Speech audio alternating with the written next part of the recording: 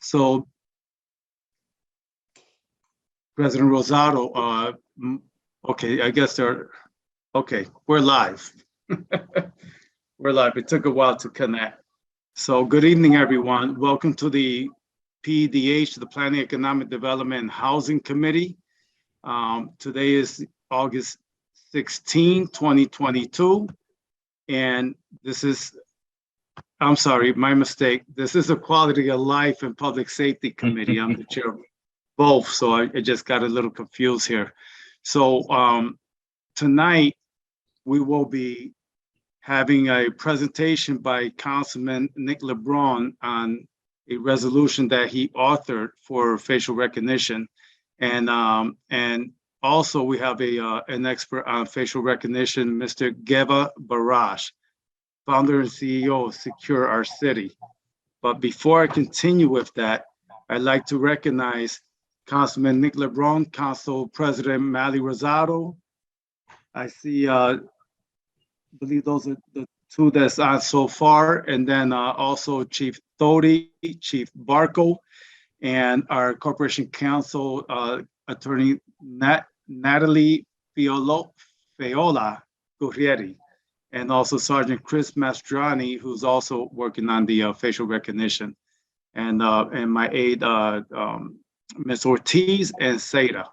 So this will be streaming on HPA-TV, also channel 96 with Comcast, YouTube, Facebook, and all the other social media that we've always been introducing. So with that said, I'd like to start off with Councilman LeBron on your resolution. Thank you, Mr. Chair. With your permission, I would like to share my screen. Okay. I just made you the host.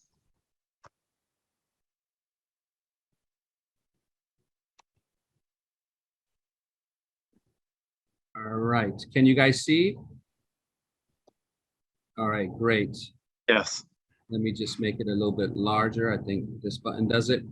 Okay. All right. So first, before I introduce this, I'd like to give acknowledgement to my legislative liaison, Lydia Colon, who put this together, did the research behind facial recognition technology, and helped me to develop this slide here. Let me also read the resolution. Hold on a second. I think that that's important as well.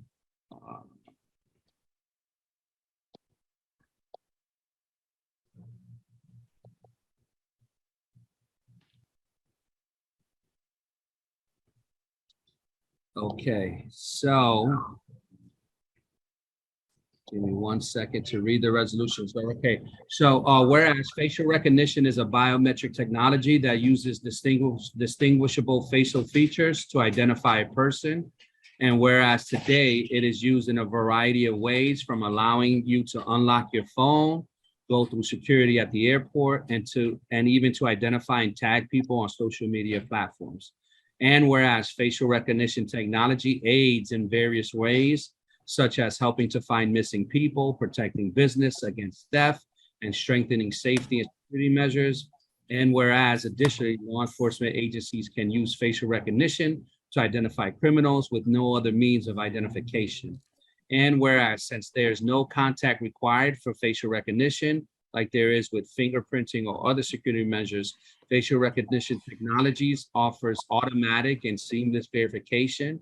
And whereas, while the algorithms that steer the facial recognition technology are effective to different degrees, it is important that the use of facial data require guidelines and human oversight to narrow the margin of error and bias. Now, therefore, be it resolved, if the Hartford Police Department considers the use of facial recognition technology, they will not expressly use it as an evidentiary tool until it is federally recognized and authorized. And so I'll go back to the slideshow here. And can you guys see the slideshow? Yes. Wonderful. All right. Yes. So we'll start off. One of the general topics that I was getting and receiving from the constituents in the Hartford community. The genesis of the phone calls began without going too deeply around stoplight cameras.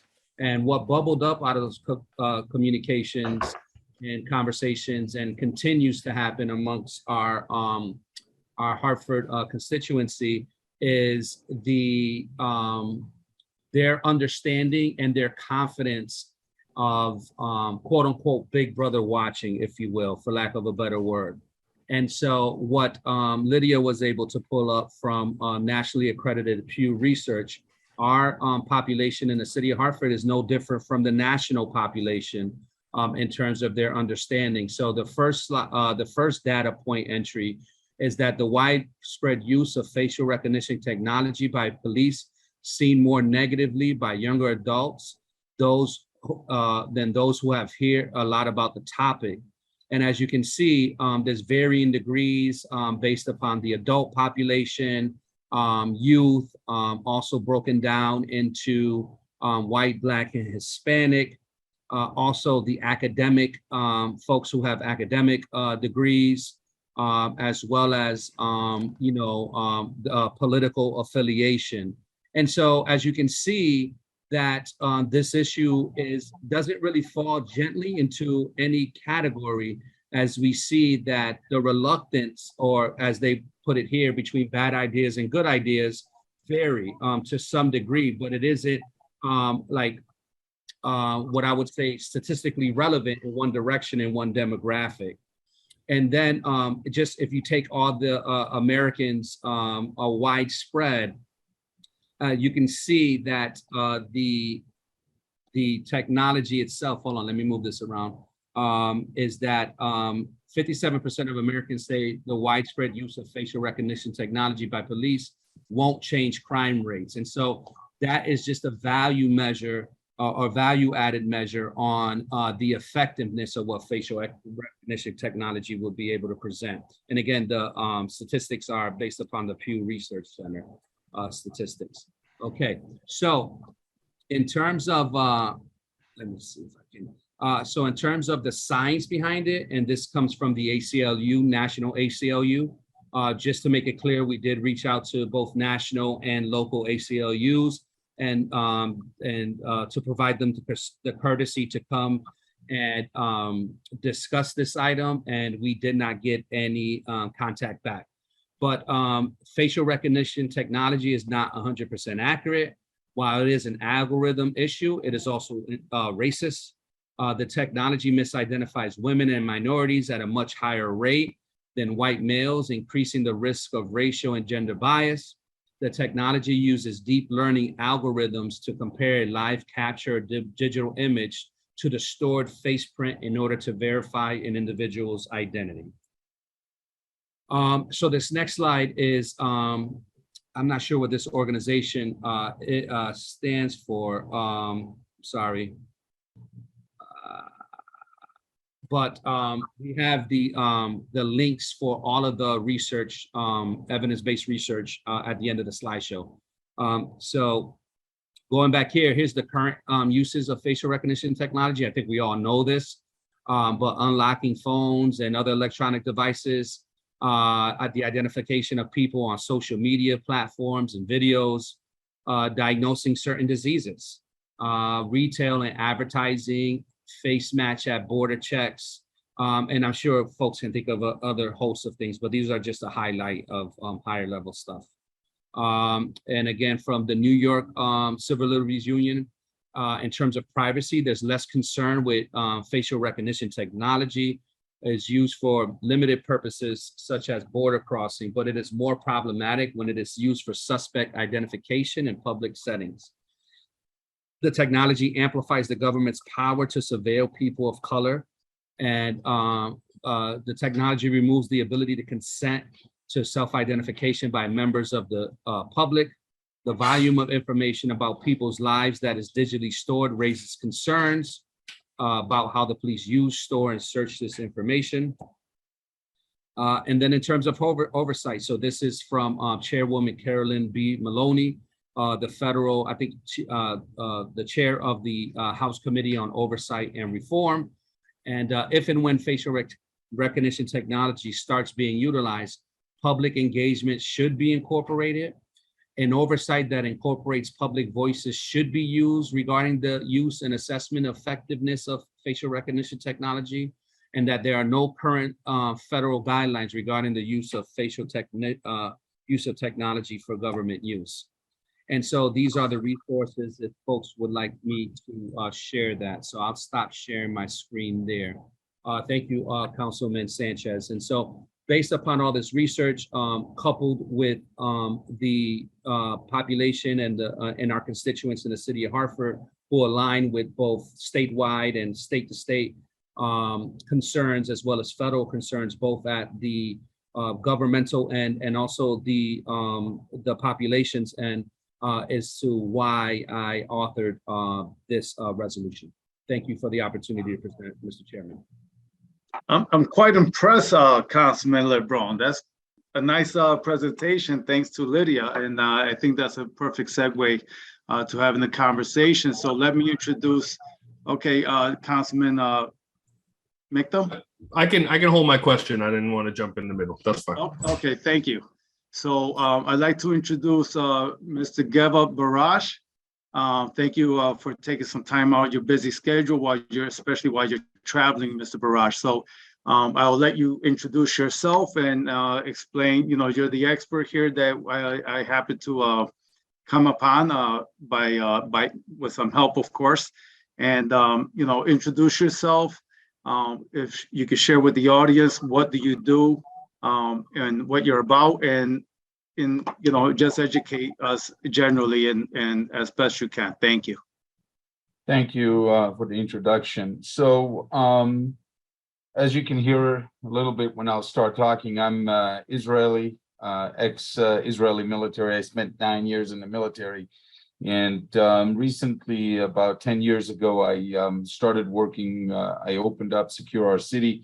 We're basically designing security solutions for schools, police department, public safety buildings.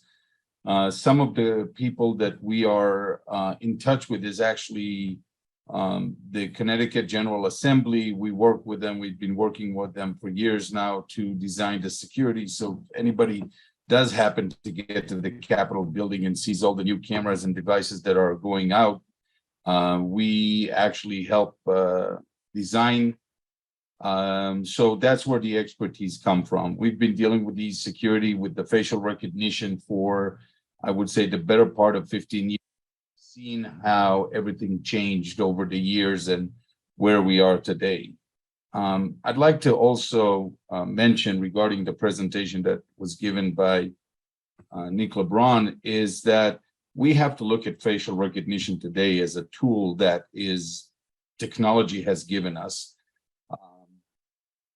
When you're looking at, and I saw a few of the organizations that were commenting there, we have to differentiate between using technology, using a tool, and a political agenda.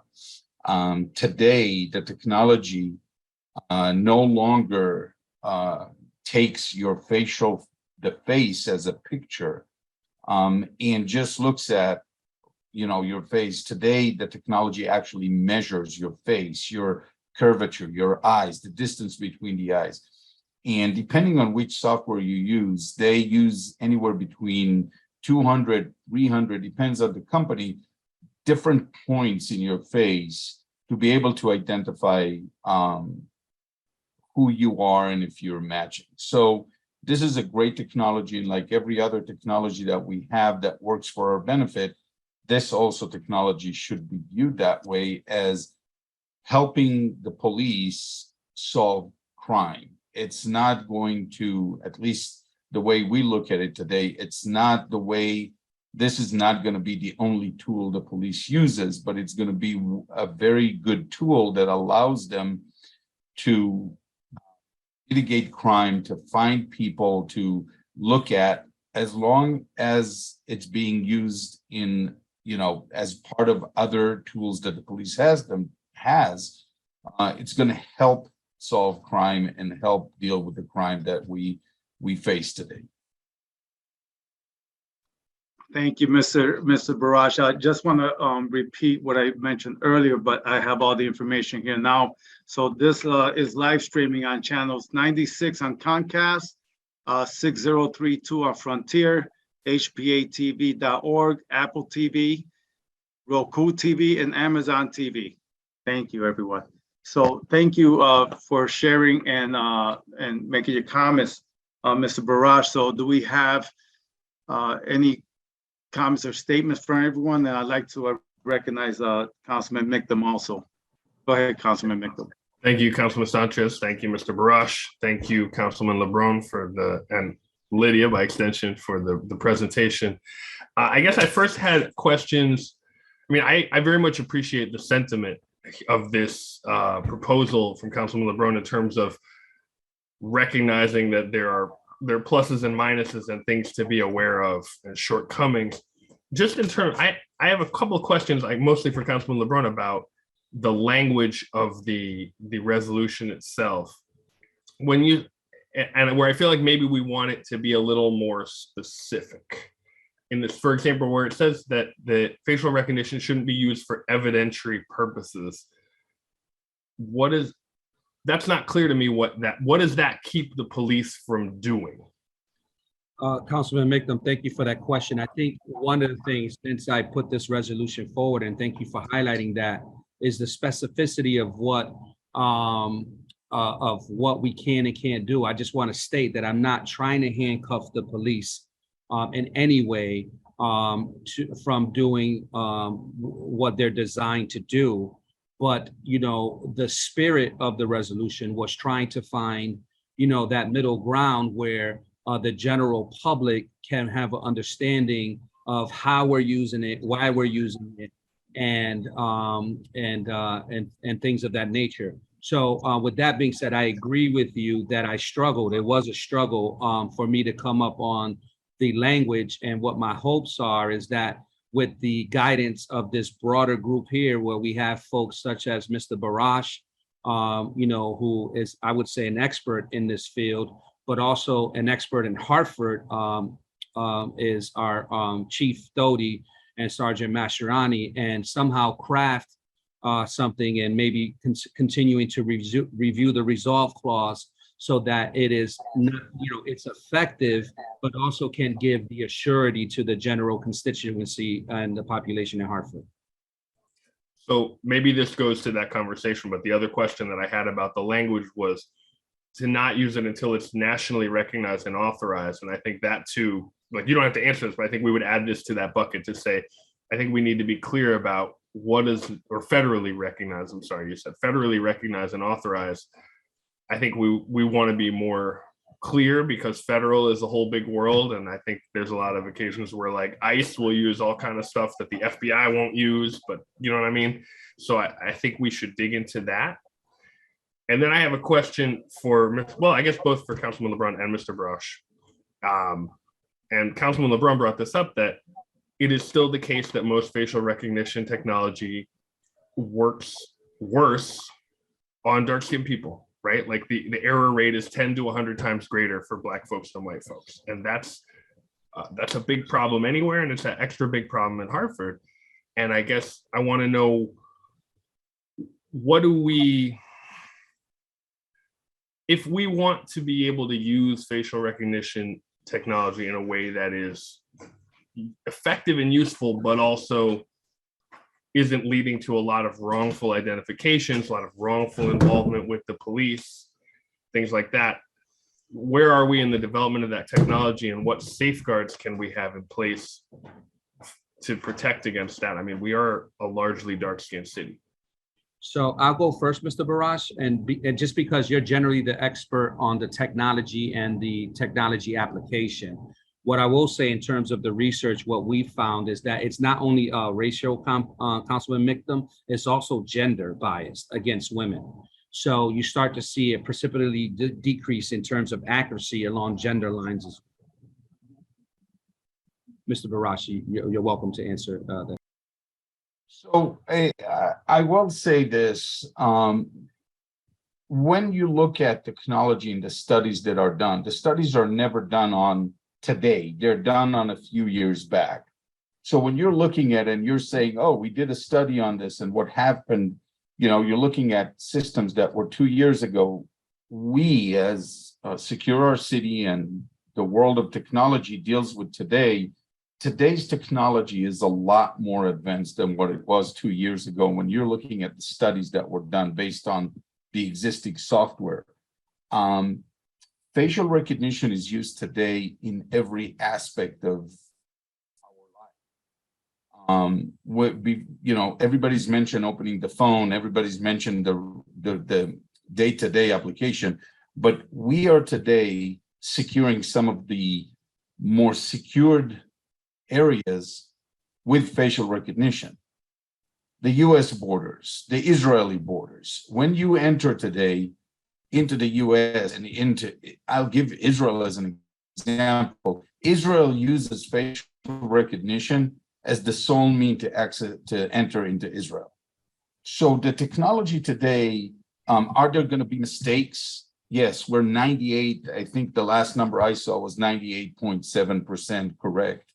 But even accessing places that are data centers that are extremely confidential, you can't enter them. We use facial recognition. And I think, like I said in the beginning, facial recognition cannot be the driver. But when you have an incident and you're able to identify people in that area, I think facial recognition will give a lot of benefits. And we also have to remember always, there's not one, I would say, technology that is 100%. Let's remember what happened with fingerprinting in the beginning. Let's remember what happened with mugshots at the beginning. We're using today technologies that, you look at a mugshot and you say, yeah, that's the person that I recognize from the crime scene. But then you have to go back and you have to verify it. It can't be just one person. And this is going to be the same thing. You can't just use one piece of technology to say, that's it, that's the solution. So I think we have to remember that police work is not just sitting behind a computer, matching up people, facial recognition software. Police work includes investigation, includes evidence, and that part of it has to be accompanied with facial recognition. And I think and the chief and the sergeant are going to be, the ones who will say that you can't, and I don't think that they are relying on one single item to say, that's it, this person is, because the facial recognition software. So, Mr. Barrage, I'm taking my floor back for a second here, all right, guys? So, Mr. Barrage, just a better understanding, right? The old technology would look at your skin color, the color of your eyes, if you have a beard or what have you. I'm not sure if that's what Facebook is using now, but the technology you're talking about actually does not look at the color of your skin or the color of your eyes, but it identifies the bone structure and creates a graft, and the graft, there are certain dots that are placed, which is unique, similar to a fingerprint. Is that my understanding? You're correct, although Facebook has one of the most advanced facial recognition software, and Apple as well. But every one of these companies, Apple, Amazon, Facebook, they're all developing facial recognition software to help you get better service, better access, quicker access, put your order through Amazon. When you go pick up the packages from Amazon, they have facial recognition on those lockers, those new lockers that you can walk up and scan your barcode and verify your facial recognition. But you're correct. Today's technology, and again, I don't want to say that every technology does that because there's so many different companies, but the companies that we're dealing with, when we implement any kinds of security measure using facial recognition, does not take pictures. You don't keep pictures. On the contrary, there's a lot of facial recognition that if you logged into their database and you do a search on names, you won't find anything because they don't keep names. There's no pictures, there's no names. They go by, like you said, bone structure, distance between the eyes, the points here around your eyes and what it recognizes and how they're structured. So the technology today, I would say, are very safe to the point where we use them for access control. Still, if you log into the system and you try to search a person or a name or a picture, you'll never find it, because all you'll see is zeros and ones as an algorithm that this is who we see. Okay. Okay, I'll go back to Councilman Micdom. Thank you, Councilman Sanchez. And this is a question, I guess, really for everybody. I think in particular for the chief and the sergeant. You know, I hear Mr. Barash talking about, you know, Amazon uses it and Facebook uses it and borders use it. My experience, both personal and anecdotal from other people, is that there are a lot of errors at the border. Some people get tripped up, they get excluded, there's things that go on. And frankly, the consequences for an error that is a wrongful arrest versus you can't get into your Facebook account or you can't recover your package from your Amazon locker are just, you know, I mean, if you're held over the weekend, you could lose your job, you could lose your kids.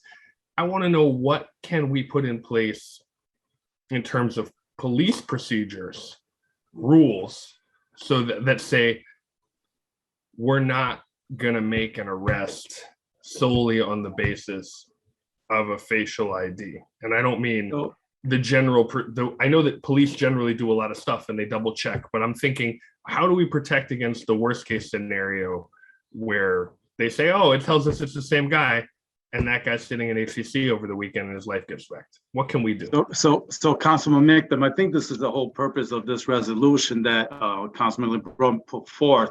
And I would like to call this resolution a live resolution, something that we can work on. I don't expect that we're going to send this to council tonight, only because I had a conversation with Councilman LeBron and also Mr. Barash, where there should be some other language involved to do just that. So, you know, obviously we want the best tools for the police department, but we want to make sure that we protect the public, and we want to make sure that we fall in line with the state and federal government on what their protocols are as far as facial recognition. That's why I'm asking this is why we're having so we can talk this. about it. Yeah. And I think there's something that you know, we could probably have another meeting for, but, you know, to your point, I would like to hear Sergeant Mastroianni, if it's okay, if you have something to say or respond, and also Chief Doty. Yeah, I'll just start with a couple brief things. You know, talked a lot about this at the National Academy, and it's been a topic of conversation for a long time. And I agree with Councilman Micdom. This is a different, you know, whether your phone opens or not, and you have to go to a secondary numerical password to get into your phone, is a whole lot different than the way law enforcement uses it. I do think that, you know, the border is kind of similar. Like, that can be, the mistakes there can be probably not so good. So, you know, we've looked into this. Chris is going to give you a brief presentation, but, you know, we've seen this with a lot of technologies, and I think we've got a good track record here. For one, being one of the most technologically advanced police departments, certainly in Connecticut, if not in the Northeast and beyond, with C4 and everything that we have here. Every one of those technologies was very thoroughly vetted by Chris and his predecessors and by the administration here and everyone, to make sure that we were not you know, crawling before we were walking, before we were running, and making sure that the technology wasn't going to do something here that would be damaging. And after the implementation of many technologies that were seen as scary, and you know, from license plate readers to the camera systems, to ShotSpotter, Mutual Link, even our body-worn cameras. When we got our body-worn cameras, there were some questions about what those cameras were going to be capturing and how private that was going to be. And then most recently, the UAVs, the drones. You know, I think some of these technologies can be concerning. You know, we have gone through very extensive processes to involve a lot of people in bringing these technologies here and how we use them. Facial recognition, when we think it's a time to bring that here would be no different. Now, we haven't done that yet, just to be clear. We haven't made any overt moves towards facial recognition. We do have enough technology here in the city where the platform would probably be relatively successful, but we have not done that because there's still a lot of questions, and we acknowledge that. There's also a lot of different ways that you can use it, and I think Chris will go over some of these, but having facial recognition on cameras where people are walking down the street and this thing is looking at those images is very different from using the facial recognition software to try to identify a photo that you have of someone, whether that be taken of a missing person or an unidentified deceased body or a suspect or a victim of a crime, where we're trying to then identify who that is, from a database. And that's another issue, is where these databases come from. So all of those things that you mentioned are things that we will consider. But fingerprints, I think, is a good example. Mr. Barash brought that up. When we first came into the automated fingerprint identification system world, or AFIS, the question was, you're running these fingerprints in this system, and how do you know it's really that person? Well, there were safeguards in place. You had to, that machine just narrowed your pool down from 1 million or 1 billion possible matches down to 10 or 15 or 20 based on a scoring system. Human beings had to then go in there and look at those fingerprints and decide if the machine was right or if the machine was wrong. And that verification, when you decided somebody was right and you made an identification, initially it required 2 fingerprint identifiers, humans, to double verify that was that person before you were allowed to call that an identification. Fast forward, that technology is better and better and better. Now, if you put all 10 fingers down in the detention facility, the national confidence on those AFIS systems will call a hit. The machine can actually call a hit if a certain threshold is met. So there's a confidence level in that technology, and it says if it reaches that certain score, it doesn't need human verification because it's looking at 10 fingers. There's redundancy there. But we still verify that. So I think this technology moves in a rapid way. I think it can be a little bit, kind of scary in the meeting. In the initial onset of it, but again, we're very careful about what technologies we bring here and how we use them. And I think there's case law being developed on it right now. There have been bad identifications that have come out of facial recognition.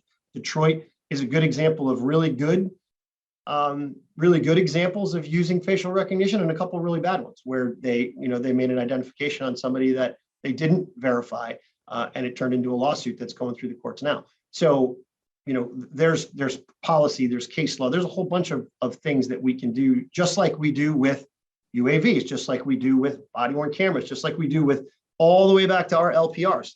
We put policies in place that meet national best practice that are vetted through Corporation Council and other places to make sure that we're doing the right thing. And I can say that I am not aware in all my years here of one instance of this new technology being misused. We haven't generated any lawsuits that I know of, and I think it's been used in a very proper way. So I'll let Chris give his presentation, and then maybe there'll be additional questions after that. Go ahead, Chris. Sergeant, you are the host at this moment. All right, I'm going to share my screen quick.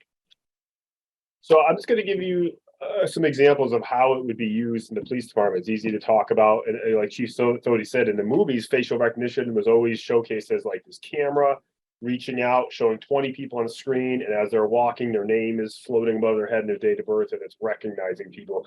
Facial recognition doesn't really recognize people. It just matches a picture of someone to a known photo database. In our case, would be our mugshot database.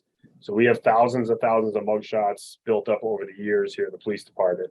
So some examples here. None of this is like sensitive. These are all older cases, but we get a lot of these third-party cameras. This was a Ring doorbell camera of a residential burglary with a really clean shot at that face. This is an example where facial recognition could help propel this investigation. I'll show you just a few examples. Another one from a store. This was a guy who was going around setting fires in Hartford. Nobody knew him. He had an arrest history though. Once we got him, this was a really clean shot from a store camera where facial recognition would have came into play. Same with here. This was a burglaries on Weathersfield Ave. really clean shot that came from a body camera from a police officer who had stopped this person the day before. And last but not least, this guy robbed the Noble gas station. So these are some examples of how we get really clean shots and faces on guys, but these cases oftentimes go really unsolved. And to address Councilman Mitchum about the misidentification, this is actually the exact facial recognition hit on this would be the exact same as when we show up for a homicide and a witness on scene tells us, hey, the shooter was Bob Johnson. We would never go write the warrant then for Bob Johnson. That just launches and propels that case. And we would have a lot more work and a lot more totality of evidence to bring into play before we would actually write that warrant. However, that witness giving us that name creates a huge quicker solvability now that investigation is propelled and launched and jump-started with a name of a suspect.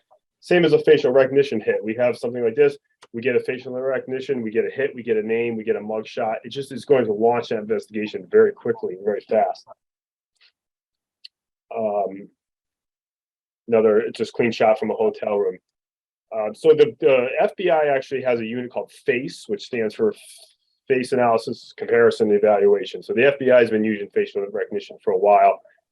And the DOJ actually did a privacy impact assessment on this unit to see how they were using facial recognition. Was it governed by policy? What was the storage and retention like? Who has access to this technology? What privacy is there around mugshots, or what pictures were they using to compare? And I'm going to just show you some of the language that was used in the FBI policies in their assessment. One of the first things they talk about is comparing facial images of people associated with open investigations only. So it's not a mass surveillance tool. Our cameras aren't looking out, seeing people, recognizing people. You're taking the image of somebody who's already known to have committed a crime, and you're attempting to identify him. Again, photos that are collected pursuant to part of an authorized investigation. And then photos against photos contained within government systems such as FBI databases, aka would be our mugshot database. So we are not harvesting photos of people, collecting photos of people. We are using a mugshot government database. And these photos are called candidate photos, as you can see, because they are only investigative leads. And you'll see this language a lot throughout this, that it's only an investigative lead. The analyst collecting this facial recognition search had already met the legal requirements to investigate the subject of the photo. So again, you're taking a photo of someone who has already committed a crime. It's not just a picture of someone standing on the sidewalk that you want to identify. It's a known suspect of a crime. Again, here, he or she is clear informed that the photo serves only as an investigative lead and may not be used to prove identity. That's right out of the FBI policy. Again, here in big letters, I highlighted blue. The information in the response to this facial recognition request is provided as an investigative lead only. It is not to be considered as a positive identification. So that's repeated a ton throughout this assessment and throughout their policy. On the bottom is just saying that a person under arrest or subject to a criminal investigation has no right to refuse the collection of biometrics, including photographs. So basically, your mugshot, if you break the law, you get arrested, we collect your mugshot. You do not have a right to privacy on that mugshot. We can use that to compare photos to. So again, I like to use the word facial matching because we're taking a picture of someone known to have committed a crime. We are comparing it to a known database of mugshots. We are not harvesting, collecting photos. It does not have the ability to just identify otherwise. When you set up facial unlock on your iPhone, it asks you to take 3 pictures of your face, right? Your front, your side, your other side, and then it's comparing any scan to that photo already. So it's not really recognizing you, it's just matching it to a known photo of you. Again, it's going to be used only to identify someone who is already suspected of committing a crime. It's not a mass surveillance tool. You're not identifying people standing on the corner. You're not identifying people walking through hallways and stores. You're taking a known photo like those flyers I showed you. Those people have already committed a crime. As a law enforcement agency, we want to identify them to bring them to arrest. The crime center here, unlike some other towns in Hartford, we already have a crime center here that deals with high-level intelligence work. We deal with the storage and retention of high-level intel records, databases. We purge every 5 years. So I do think the Hartford Police Department is very well set up for this type of intel work, as we already do that already. And like I said, the candidate photos, they just help jumpstart and propel a case that may otherwise go unsolved. Very similar to someone giving us a name on the scene of a homicide. We often get people who walk right up to us and give us a name. Really, that just creates a jumpstart, a platform to launch that investigation off of. We would never write the warrant or arrest anybody based just on that name.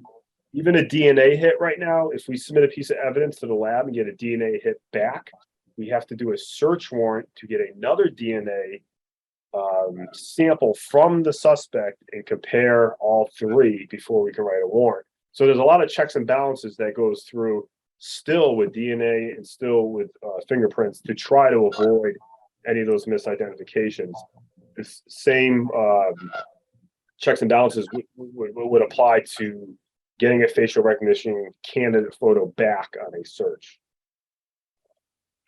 So again, photos like this is kind of what we're after, where we get these really clean shots of someone who, again, this person committed a crime. He started multiple arsons in the South End. We're not just grabbing somebody going to the store. He is a known suspect of a crime that we're trying to identify.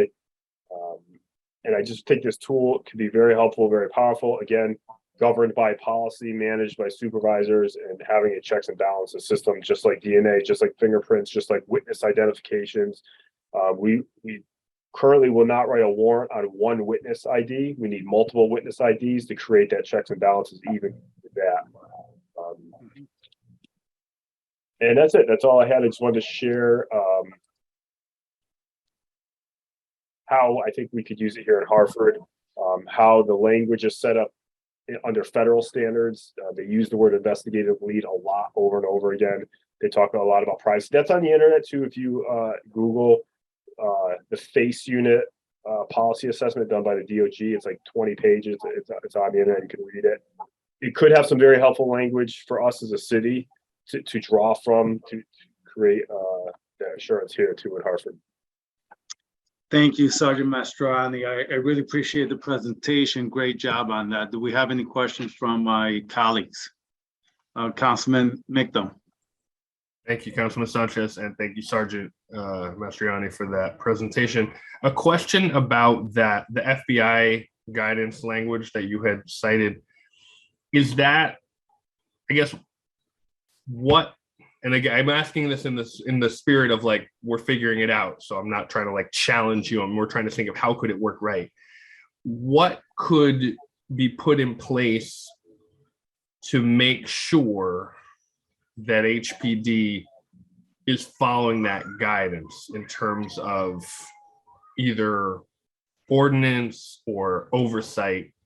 You follow me? Like, rules are always good and guidelines are always good, but then all it takes is, one or two people who aren't following those rules for their own reasons for things to go sideways. How could we build a structure that keeps the department on the straight and narrow?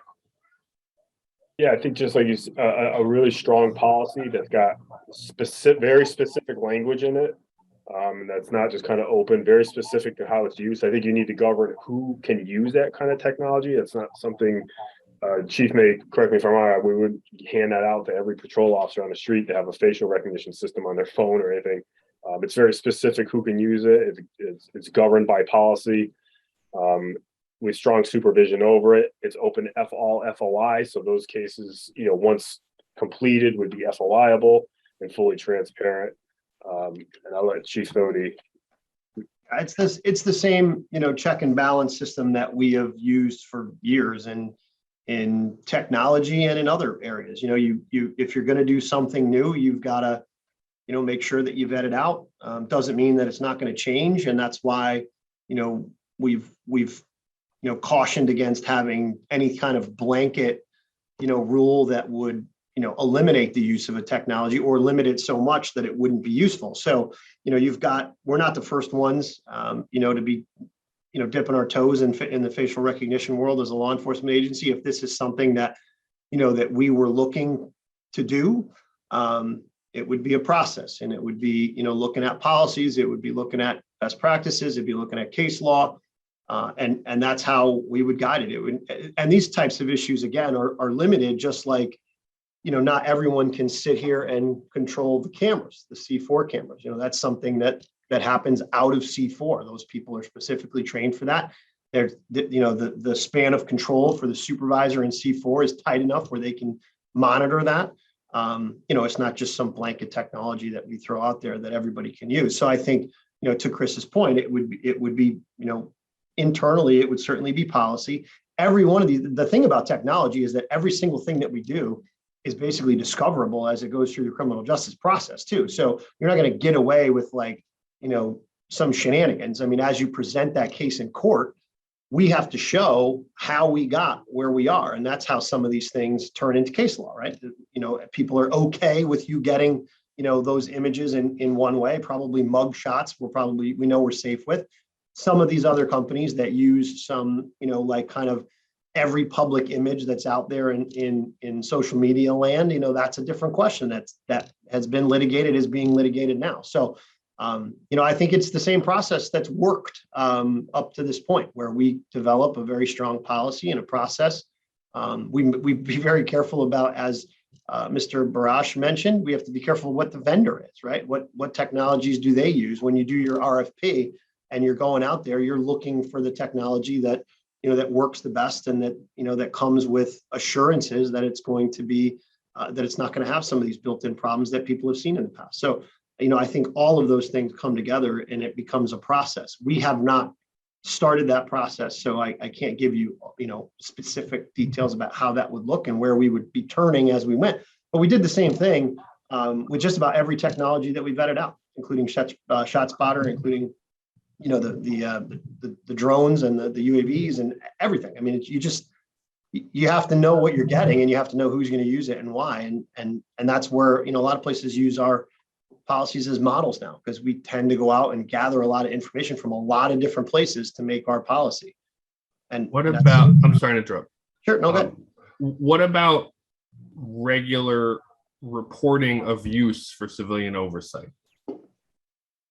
I mean, so reporting of use, the drone policy is a good one there. I mean, that's every time that thing goes up, gets an incident number through the FAA. I mean, I think that with the transparency that we've had with all of our technology would be the same with facial recognition. So I don't see any problem with that. I mean, depending on, the only issue I would see with that, and corporation counsel's here, but I mean, I think, if it's some kind of an ongoing investigation, it may have to wait until obviously the court says it's okay to let it go. But I think a lot of especially the way that we use it we would be probably showing it off more than anything else. But I certainly don't have a problem with any kind of accountability and oversight in that.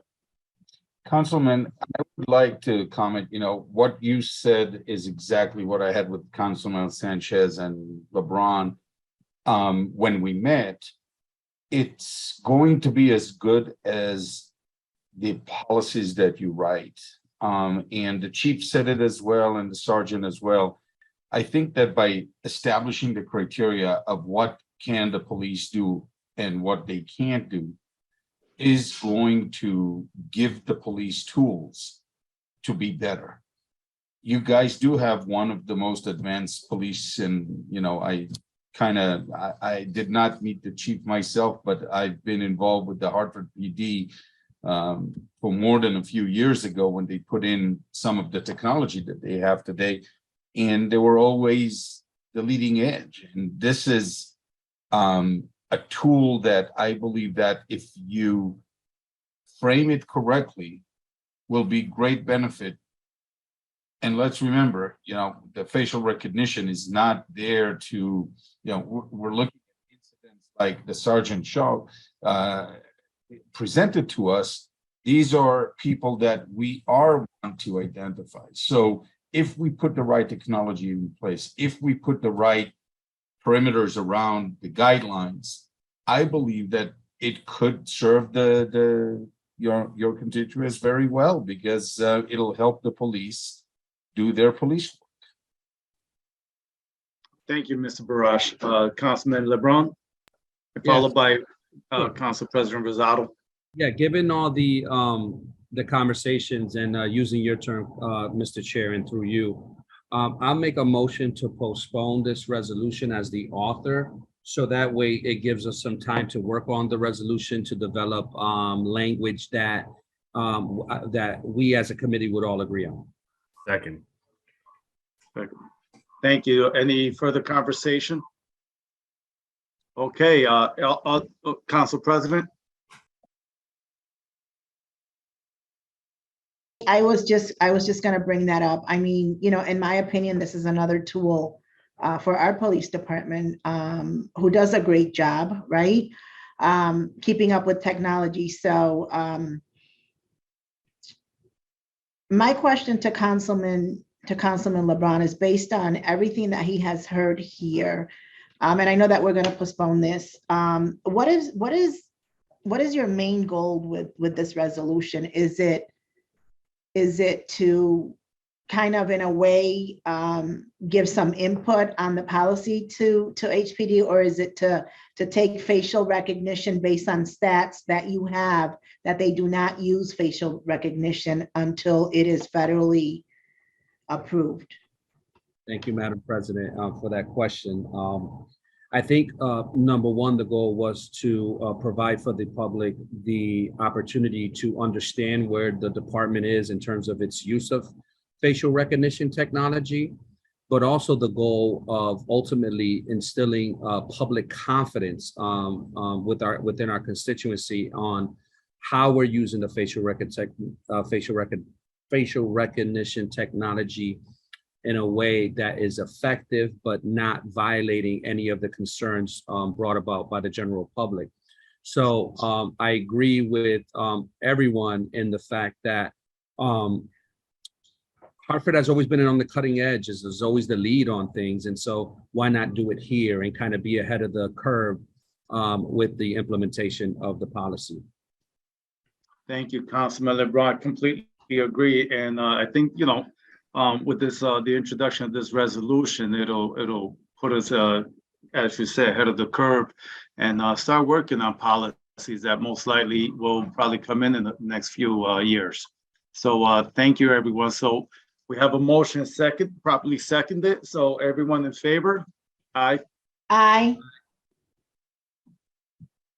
So we don't have anyone else on council here or members, so I'm just going to approve this and it's postponed until further language is added or any kind of editing, and maybe we can work with Mr. Barash on this resolution to improve the language as well, if that's okay with you, Mr. Barash. I'd be happy to help in any way I can. If you guys, you know, if anybody of the council members would like to, you know, ask question, more than happy to answer them at any time. Okay, and obviously we'll be working with Chief Doty and Sergeant Mastroianni on this as well. And thank you again for taking your time off, Mr. Barrage. I know you're traveling and you're quite far away, so safe travels and thank you so much. Have a great evening. Thank you all, and thank you for having me. Okay, you're more than welcome to stay. We have a couple of presentation from the police department and the fire department, but you know, obviously you're busy, so you can also sign off. Thank you. I would love to listen in. You know, I might learn something new. Okay, thank you. So we're going to move on with the presentation from Chief Barco, because I believe we have you know, several questions for HPD after that. Chief Barco, good evening. Good evening, Councilman, President Rosado, HPD, Councilman LeBron, Councilman Mictum. Thank you for having me. As you know, I usually present my Firestat updates and just a few things that we do throughout the month. So this Firestat presentation will be for the month of August, depicting numbers from last month. Our general updates for our fire safety education. We've done the fire safety booth on 7-1 and 7/26 at Dunkin' Donut Park. And if you're not familiar with what that is, I'm sorry, let me share my screen real quick. didn't realize I was not sharing the screen.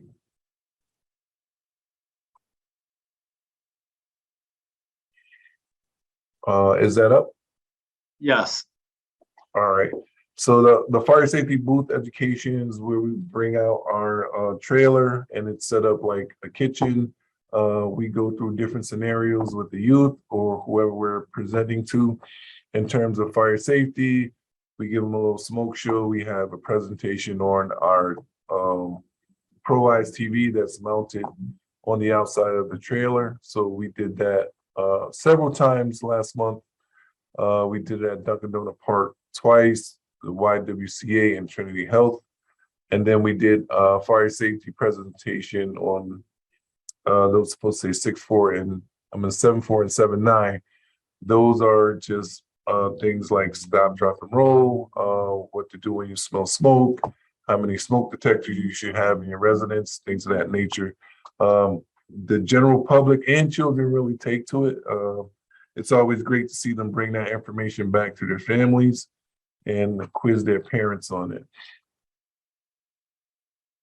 So purchases, as you know, we purchased 2 new district chief SUVs.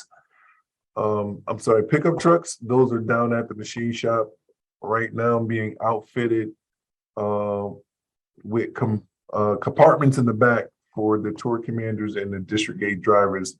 So they're rearranging it so that they have space to put their gear and things don't move around. It's equipped with a slide out rack in the back. So whenever they pull up to an incident, they can just slide it out, get the command board, get their gear, things of that nature. They're really nice. If you haven't seen them, I think we did post a picture on Facebook. We still have 3 apparatuses in production, 2 engines and 1 ladder truck. And we're in receipt of a all-terrain vehicle, and we're still waiting on 1 more all-terrain vehicle to get purchased and delivered to our machine shop. We continue to staff our special events like the Jazz Fest, Monday Night Jazz, Taste of Caribbean, anything that's up on the riverfront. I believe we have the Eversource Marathon coming up next, so we'll be in our ATVs and we'll have our tents up for the public just in case we run into any incidents. And if you all didn't know, the reason that we staff those events is because there's a lot of roadblocks, there's a lot of citizens, and it makes it difficult for our apparatus to gain access to those restricted areas. So we usually staff a couple of ATVs and we put some tents along the route so that we're able to get to patients really quickly until either AMR, EDNA, or one of our fire apparatus can get through. We continue to man the concerts along with HPD and AMR at the Xfinity Center. Continue doing fire blitzing the neighborhoods, and what that is after every fire, our special services unit goes into that NRZ and hands out fire safety materials. We go door to door. We see if people need smoke detectors. We talk about renter's insurance, and we talk about having enough smoke detectors. So everything that they can do to make sure those individuals' homes are safe in terms of fire prevention, our team does. Our recent community partnerships, so we provided pandemic supplies to the Hartford Public Libraries during the excessive heat waves that we had over the past 2 weeks. And then we partner with Health and Human Services to staff the senior centers over the weekend. Normally, they would staff it or Parks and Rec, but when they don't have individuals to do that, the fire department steps up. We hire overtime to staff those facilities. So our Firestat data for the month of July, as you can see, our EMS, our fire response scorecard for the month of July, we hit 70.59%. We usually, we try to respond within 90% of the time, under the 3-minute mark or the 6-minute 20-second mark.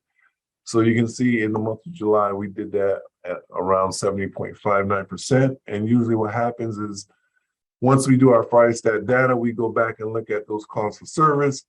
and see if there were any issues with either dispatching a call or if a unit was actually farther away than what they normally are, or if there was some interruption in the dispatching. EMS calls for service for the month of July, we had 536. We hit 67.16% under the 5-minute mark. And again, those calls for July will be looked into to see why we fall short of the mark. And just so you all know, we've been on closest unit dispatching for a better part of a year now. It seems to be working out great.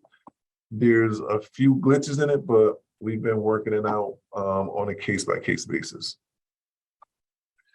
Emergency response data. So these are the incidents by hours and incidents by days of the week. So you can see for the month of July, on a Sunday, we have 427 incidents. Monday, 333. The left column shows you incidents by hour. So at 11 o'clock, within that hour from 11 to 12, we had 122 calls for service. The next box shows you the amount of call types. 321 is EMS call. We had 895 of those for the month of July. Medical assist, 464, and so on and so on. Total EMS calls for the month of July is 1,632. I've included the slide from last month so you can kind of get a comparison that there's really no rhyme or reason to when we have calls for service. So if you look at July at between 11 and 12 midnight, we had 88 calls for service, but I'm sorry, in June, but in July we had 112 calls for service. So it varies month to month, not by much, but it does vary. So incidents by neighborhood, you can see there was a total of 2,542 calls for service. Asylum Hill had 271, Northeast 252, Frog Hollow, so on and so on. South Meadows had the least amount of calls for service. EMS calls for the month of July, we had a total of 1,632. And as you can see from the map, Asylum Hill, Northeast, and Frog Hollow had the most calls for service with EMS calls. Vehicle accidents with injury was 895. Rescue calls for the month of July, we had a total of 25. Downtown Asylum Hill and Frog Hollow had the most calls for service, and as usual, it's usually a stalled elevator with a total count of 13. These are all the fires for the month of July. Everything related to fire. Total of 93 calls for service, 17 of them being building fires, and then 14 of them being car fires. The rest is small miscellaneous like dumpsters or brush fires. These are the fires for the month of July in relationship to where the fire station is located. You can see engine 7 had 2 of the fires, engine 14 had 2, and engine 8 had the most with 4 fires for the month of July. Demographics for the fire department. It may be slightly off by 1 or 2. We did have to let a few individuals go last month, but I'll email the PowerPoint presentation to council so you can all have it. And if there's any questions, I'll answer them now, or you can send them to me via email and I'll get you the answer as soon as possible. Okay, thank you for that, Chief Barco. Can you just go back to that first slide? Oh, sure.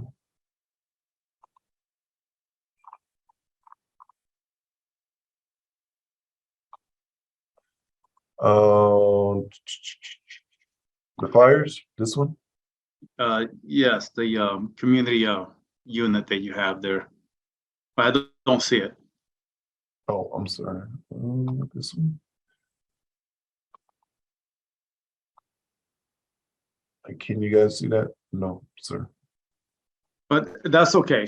That's okay. You're gonna email it to the council, right? Yep. Yes, sir. Okay, thank you. So I'm just curious. So I know there was and I believe is what you mentioned earlier at the Berry Square Community Day event Sunday. Yes, sir. This past Sunday, is that the same unit that goes out to the schools to teach about fire prevention and how to escape from their homes? Yes, sir. That's our special services division, which, if I may, it's severely understaffed. We have 3 individuals, 1 promoted out to suppression. So we just have the captain and the lieutenant, and then we have detail folks from suppression. For the amount of people they reach every month, it's a lot of work. It's not enough people. And Right. I know I put in a couple business cases every year just to get another person down there, but unfortunately they do a tremendous job. But it is a lot of work for 2 people. Or 3 It is. And that's the reason why I was asking if that's the unit that you're speaking of. And they're supposed to reach out the entire city and the school system as well. Am I correct? Yes, sir. Okay. They do a lot of work with school systems and the NRZs. We get a lot of requests for apparatus displays. Suppression companies help us with that, but the special services division usually sets up the interaction.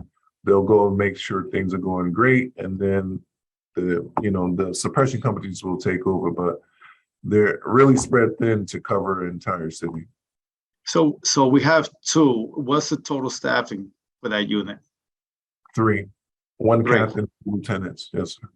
But 3 is still not enough. Am I right? I mean, you're covering the entire city. No, it's not enough. Okay, so is it a budget constraint or what's the issue?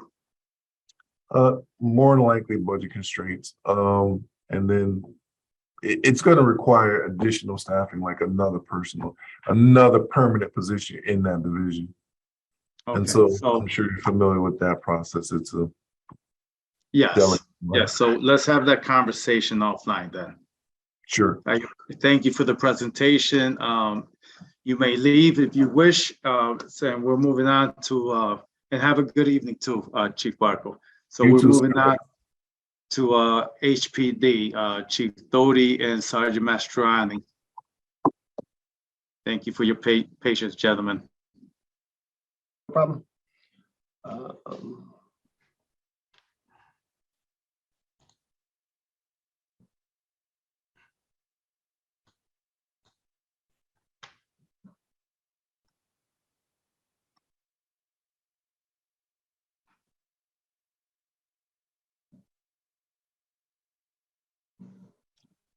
Chief Doty, okay, you got it?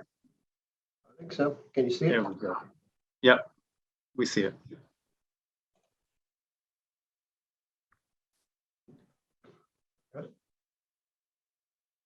You can see the screen okay?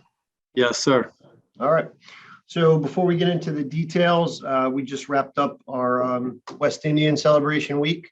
Last week was a great week. We had virtually no incidents, a couple very minor things. We had one of the DJs ended up threatening the door staff at one of the events because they were checking IDs, so they were doing their job. So we had to make an arrest there, and we had to give 1 juvenile summons, and those are the only 2 arrests that we made all week. So all in all, great success. Got to march in the parade on Saturday. Weather was beautiful, so it was a good week. Now we've kind of turned our focus to Puerto Rican Day Parade and festival that's coming up this weekend. Most of the events are on Sunday, but we usually get some increased activity on Saturday. So we've got a good staffing plan in place. A lot of officers will be out there making sure that the streets are safe and making sure we're controlling traffic and the like. So that's our next focus, and we're hoping for another successful weekend this weekend. Last real big Xfinity show was Friday. Morgan Wallen was the concert. It was I think the last of the sold out ones. So we got a few concerts left in the special events side. We still have soccer. We still have Dunkin' Donuts Park, but a lot of events out there. So that's a good thing. That was about 27,000 folks that came into the city, correct? Approximate. Oh, well, plus tailgaters. So we think it was probably closer to 30,000 that were actually here. That there's 23,000 through the door, plus the folks that came in for tailgating and things like that. So it was a big event, and that was also one of the bigger nights on North Main Street for the West Indian Festival too. So, but we were able to cover everything. We did have to order in for that, but for both events, but everything went off well. So cool. Glad to report that. These are our general CompStat. This is our general CompStat overall data. First category here is current week versus the same week last year.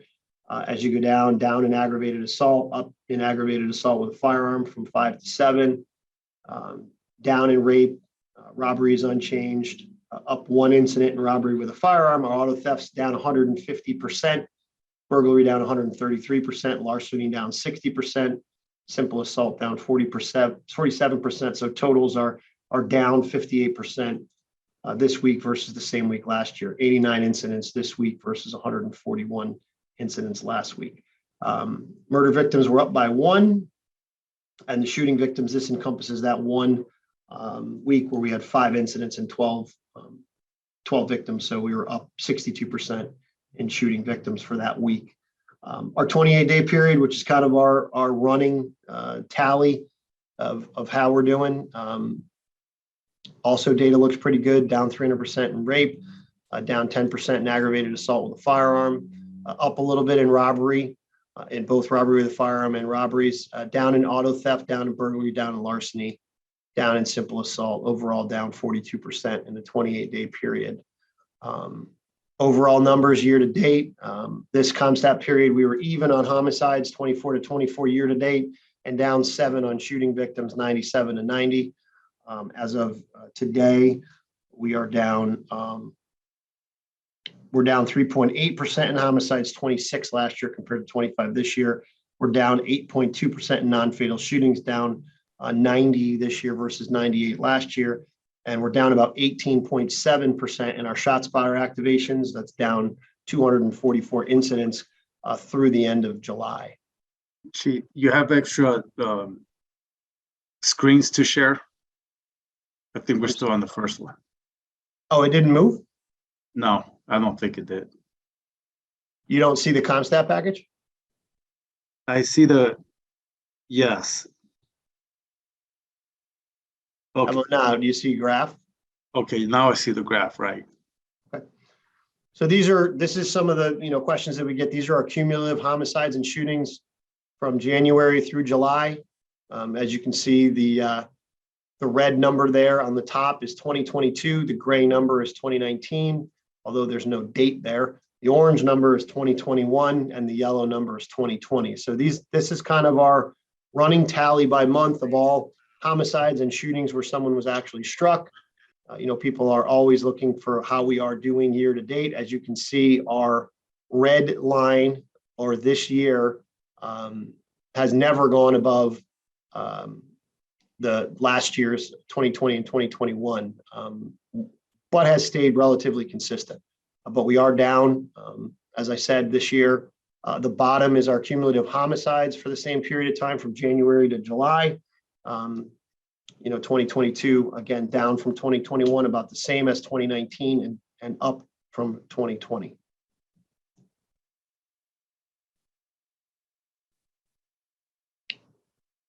This is our year-to-date homicides and non-fatal shootings by month, by area in the city. People a lot of times look at these graphs.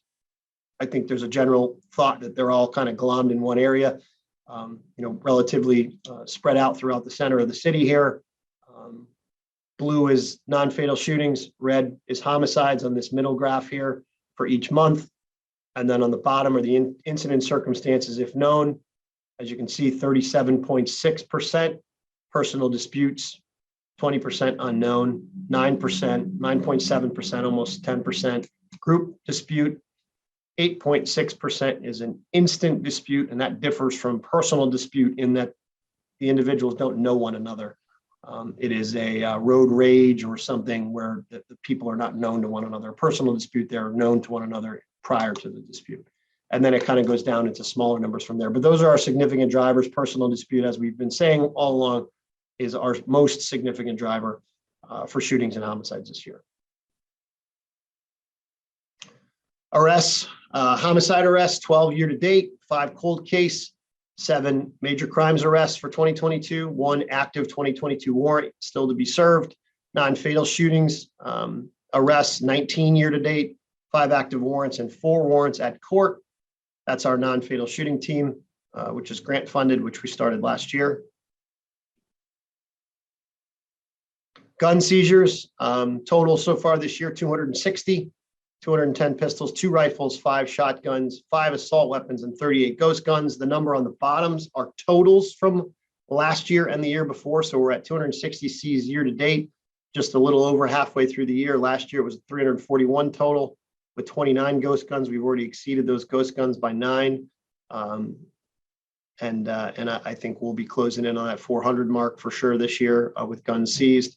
Up again from 2020 as well, only 7 ghost guns in 2020. So the ghost guns remain to be our biggest concern, and the vice narcotics detectives and C4 and the officers out there are doing a great job of finding those things. Just some pictures of some of them that we've seized in the last month since we saw you last.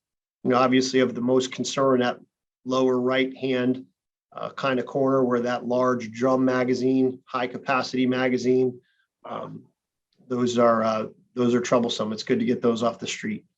I believe that's a 50 round drum, Chris. Nodding his head. Yes. So 50 bullets go in that thing at one time, which is not what we like to see. So that was a good grab. When is the next buyback? November. November. Okay. We're participating in the statewide gun buyback like we did last year. Last year was the first time they ever did that, where like the governor endorsed it. They got multiple towns throughout the whole state to do it on the same day. We're doing that again this year, but they pushed it up until the beginning of November. We haven't solidified the exact date yet, but it's in November. Oh, thank you, Sergeant. And Chief, real quick before you go on. So that was 19, total of 19 arrests out of 25 homicides. It was 2 screens back, I believe. Well, so you got of the arrests, you've got 12 year to date total, and we have 25 homicides year to date. Okay, so it's 12 arrests, but I thought it was 7 major crime arrests also here. Yeah, so 5 cold case unit arrests and 7 major crime arrests. So total that's 12. And then there's one active warrant out there. Okay, thank you.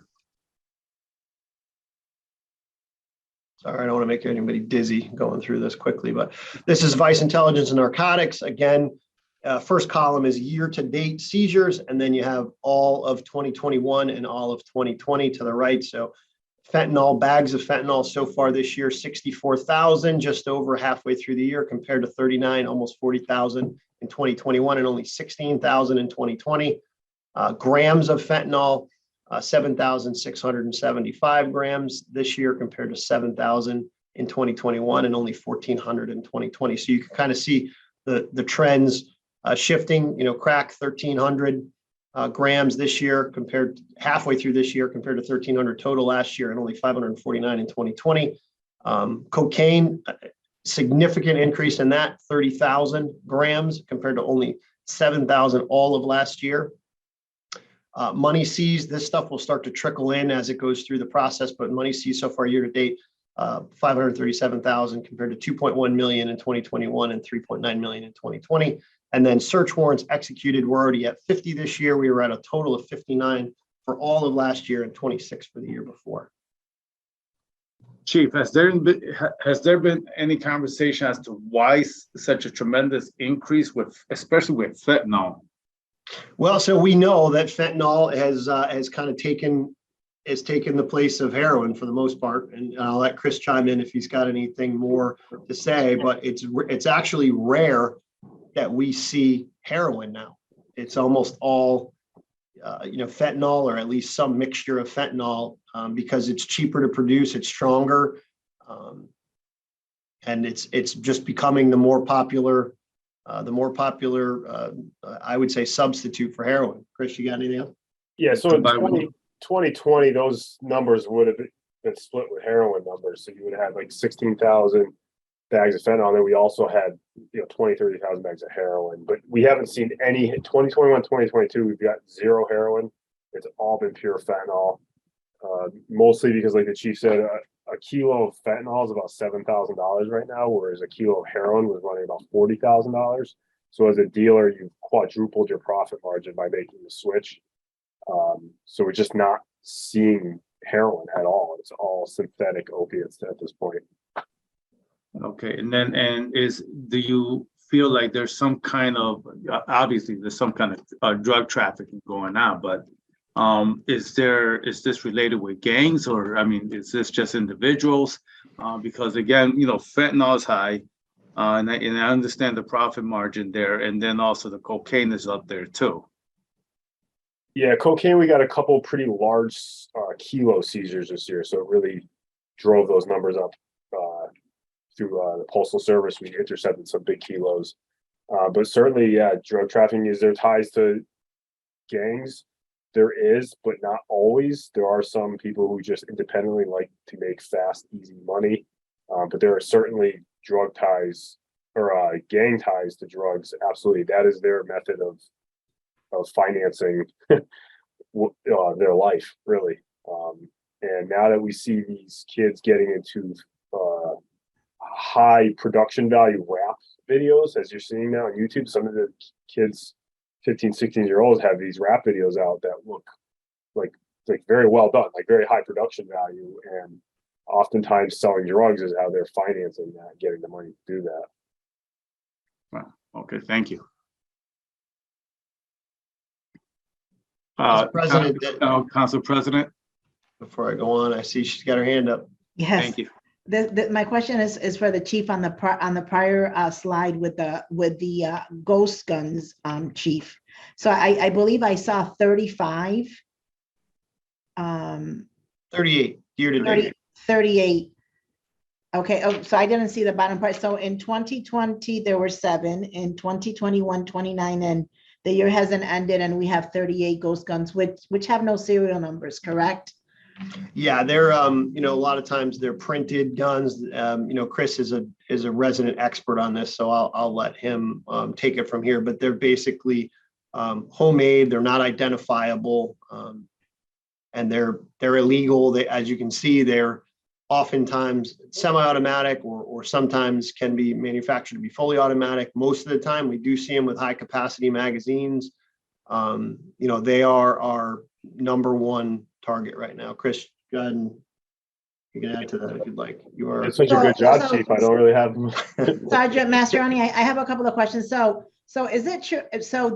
So one can purchase a kit to build a gun at home, and the way that they sell the kits are at 80%, and then the individual is responsible for the other 20% in order to put the gun together. Is that correct? Yeah, so that's changed a little bit. So the company P80, which is, I would say 90% of the ghost guns we got this year were called P80s. Okay. And there was a company called P80, an internet company that was selling those 80% kits you were talking about. Yes. So they would come 80% done. Really, the only 20% left was drilling the holes and assembling it, but they got away with it for a while. The ATF has since regulated it hardcore, and they're not allowed to sell those anymore. So if you go to their website, they still show them, but you can't buy them. They can only be sold to a firearms licensed dealer, an FFL. So that's why we are seeing a lot of those P80 guns, those 80%ers come in. I'm wondering if they're going to slow down, because so many of them, like thousands of them, just went out. People were just buying right off their website. So they're out there. As we're seizing them more and more year to year, I'm interested to see if we start seeing a slowdown of that brand as the government did put the clamp down on that company selling those.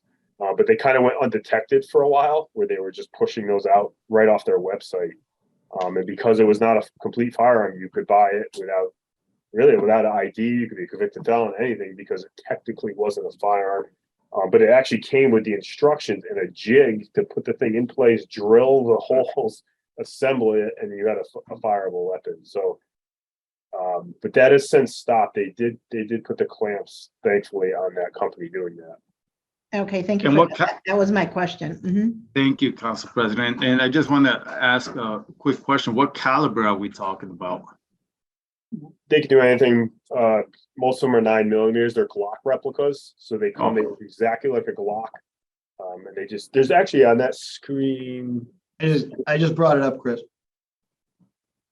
Yeah, it's tough to tell, but that bottom, the bottom in the middle there, that bluish, that's a P80. It actually says P80. So isn't the one with the drum on the grip on the bottom? It says P80. There's no way you can see it from this picture, but I can just tell. I recognize it. They say P80. And these drums, these 50-round drums, are mostly 9mm. So they're building Glock replicas. And then there's also a Glock switch, it's called, which is 3D printed, which makes a Glock fully automatic. Very, very dangerous weapon. So majority of what we're seeing is P80. We have gotten some 3D printed ones. In January, we did a search warrant. We got a bunch of 3D printed ones, but that does take a little bit of time and effort. So that P80 company just selling them off their website was obviously much, much easier. Thank you. Thank you. So we talk a lot about traffic enforcement. So I added a slide this time with our traffic enforcement stats. This is just the traffic division. 3,224 infractions year to date this year, 606 for speeding, 228 for our speeding grant, which runs from August to September of this year. Distracted driving, cell phone 643, seatbelt 662. Stop sign 552, traffic signal violations 462, other 946, OUI, operating under the influence, arrests 124, and 2,000 total tows. This is just our 12-person traffic division. Occupied stolen motor vehicle arrests. This is kind of the stats from our auto theft task force. This year to date, 91 occupied stolen motor vehicle arrests compared to 112 all of last year and 188 all of 2020, 76 all of 2019. They're still doing a great job out there. Accreditation, I've talked to a couple of you about this. So we just completed our on-site assessment to achieve our Tier 1 accreditation, which is the Connecticut Police Officer Standards and Training Council accreditation. They did about 3 or 4 weeks of assessments of our policies. There's approximately 75 of our policies that were evaluated in Tier 1. And then they came here on site, did a personal assessment here of the police department. We've gotten rave reviews. They've since then done a class down at Post last week on the accreditation process, and they used us as an example in the class, which is great. So this state accreditation will now move in front of the Post Council for a vote. So essentially, they put together all of their recommendations into a report. We had no issues that were going to go in front of council. So we've passed the test. Now we're just waiting for the vote in September, which will give us the nod to be Tier 1 accredited for the first time in our 162-year history here in the Hartford Police Department. So we're pretty excited about that. And we're already moving forward on Tier 2 and Tier 3. There is 3 tiers to state accreditation. And once you achieve Tier 3, you're essentially ready for national CALIA accreditation. So we will be actively pursuing that.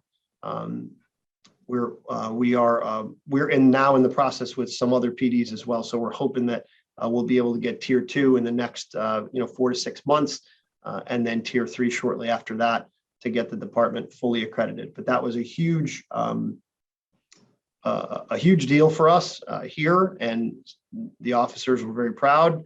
The assessment team was great. I met with them on their way out, and they had nothing but great things to say about the department and the policies. Kudos go out to Lieutenant Trzynski and Sergeant Wilson for their hard work in getting all of this stuff ready. You've got to actually show the policy, but you also have to show proofs that you're doing it the way that you're supposed to be doing it. So to Councilman Mictum's kind of point earlier, it's one thing to have a policy, it's another thing to actually follow it. So accreditation knows that trick, and they actually, you have to provide proofs showing that you're doing what you say you're doing. So it's a heavy lift, and those two, the lieutenant and the sergeant spearheaded it. They did a great job, and we will have a nice. I have to be present at the meeting next month in September to accept our accreditation, and we'll get a nice plaque, and we'll hopefully be able to show that to you next month. That's amazing. Congratulations on that Tier 1 accreditation. I really appreciate all the hard work, and I know for years you guys have been working on this. So that's really something to be proud of. Thank you so much. Thank you. And through you, Chair, congratulations, Chief, and to your team. And did I hear you correctly? You said did you say 126 years? 162. We're 162 years old. So Wow, congratulations. and we have never been accredited before. So Major accomplishment. This will be a first time. Now we can, the fire department can't take, I know Chief Barco left, but they can't take all of the thunder saying that they're the only accredited agency. Yes. Yeah. Grant progress, we just put this in here. The cops hiring grant is underway so that we can get some funding for some new officers. The cops hiring grant, remember, funds new officers for 3 years with a 1-year guarantee that we keep them here. That process is underway. The JAG grant is a grant for violent crime. The city usually gets about $200,000 in funding from the government. We don't usually get that grant until October, so that is in process as well. We have collaborated with the Chief State's Attorney's Office and the Forensic Science Lab to go for a grant to prosecute cold cases using new technology and DNA. We've talked a lot about technology today. Some of the new DNA technology can do things that it couldn't do years ago. So that's going to be a great collaboration between the police department here, Chief State's Attorney's Office, and the Forensic Science Lab. We have 2 detectives assigned to the cold case unit out of the Chief State's Attorney's Office. So this would be a great opportunity for us to look at some of those old unsolved cases and try to bring closure to some of those families. City Council just voted to approve the RILO grant, which funds our reimbursement for the detective that we have assigned to the state police, which is more of it's more of an anti-terrorism intelligence center officer, and they fund a large percentage of his salary. So those are the grants that we have either underway or already in process. I think that's the whole presentation.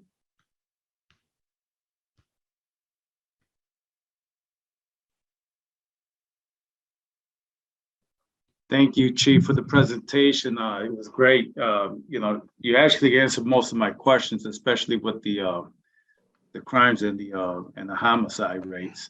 And also Sergeant Mastroianni also answered quite a few of my questions, while speaking. So do I have any questions from my colleagues? No, all my questions were answered. Okay, so no question from my colleagues. So Chief and Sergeant, we got a question from Councilman LeBron. So just a quick question. I know the fentanyl is continuing to be a concern, not only in our community, but nationally. We're starting to see the proliferation of it to the point where heroin has become non-existent, excuse me. The question that I have is in regards to fentanyl. This is made in a pharmacy, correct?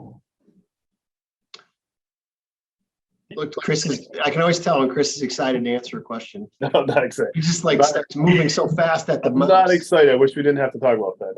Yeah, it is pharmaceutical grade. A lot of it came from China, where it was made in factories. Now there's also fentanyl pharmaceutical grade factories that have popped up in Mexico.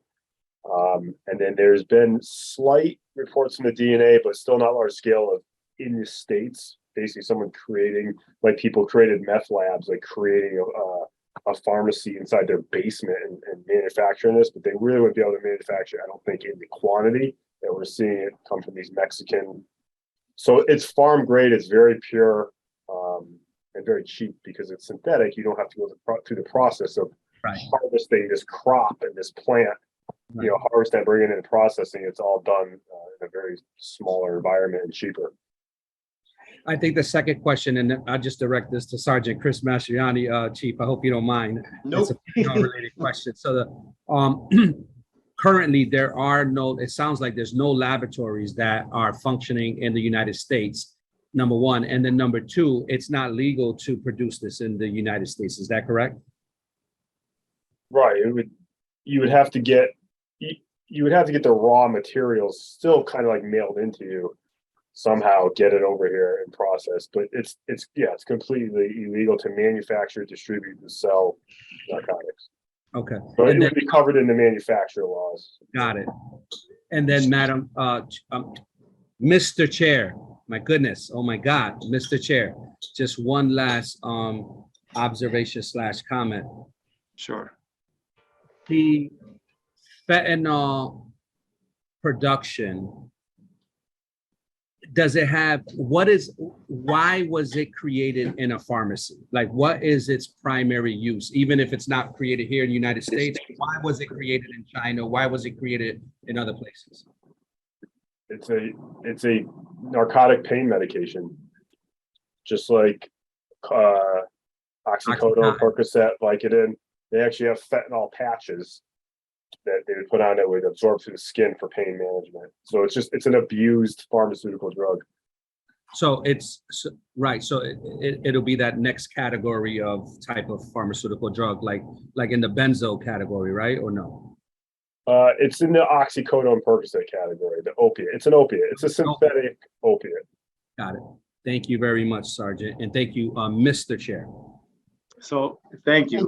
But Just briefly though, if there's a light at the end of the tunnel, one thing, there's a lot of focus on this. I just had a meeting with the new U.S. attorney down in New Haven, and one of her primary focuses is on fentanyl and going after fentanyl and prosecuting it federally, which is great. If you see the press releases of a lot of our fentanyl related cases, large quantity fentanyl related cases have been adopted, federally, which is great.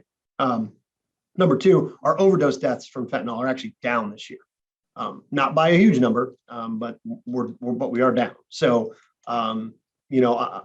it's an ongoing battle. As you can see, the numbers that we're seizing are significant. Vice Narcotics is going after larger players, and we're hoping to have an impact on it. But those are just two things that I'll add. So I have a follow-up question now. This fentanyl use, do they lace it on a blunt or marijuana? I mean, what is it that they get? Do we know what kind of high they get from this, or is it just to,